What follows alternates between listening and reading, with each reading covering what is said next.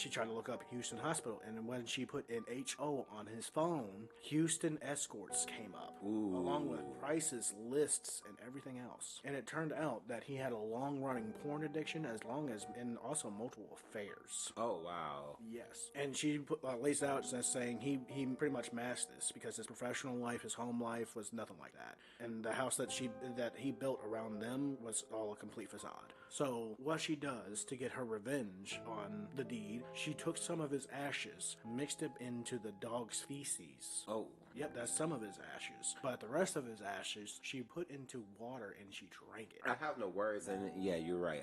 My little story did not top this. Maybe I will date. Like, overall, this is just laid out in her book. But I'm just sitting there thinking, like, okay, I get it, you're hurt that this has happened, but the person's dead. Like, you consume is a form of cannibalism is what you partake in. Yeah, I have to agree with you, and it's very unsafe to consume ashes. There was someone on My Strange Addiction who was addicted to eating, I think it was like a boyfriend who passed away. It was his ashes she was eating. So, yeah, you can still get sick from eating ashes. I mean, I don't think there's any laws against it that I know of.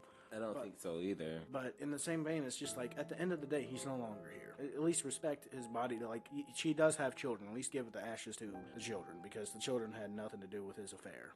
Right. Well, I guess it disproves that old saying, what you don't know doesn't hurt you. Exactly. But in the wife's perspective, I get it. You're hurt. You wanna try to get back at them some way. But in the same vein, they're dead. There's no getting back at that. At least it was revealed. She probably felt like she was getting back by doing that, but you just kind of... You're just hurting yourself at that point. I mean...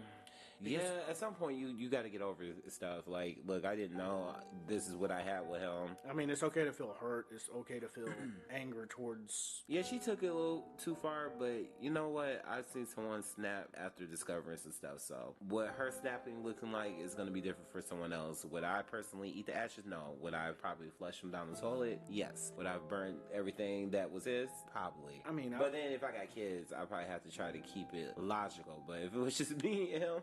Yeah, your shit's gone, and you're down the toilet. Yeah, like, I said with one particular family member, if I ever get their ashes, I'm going to use that as a personal urinal, so...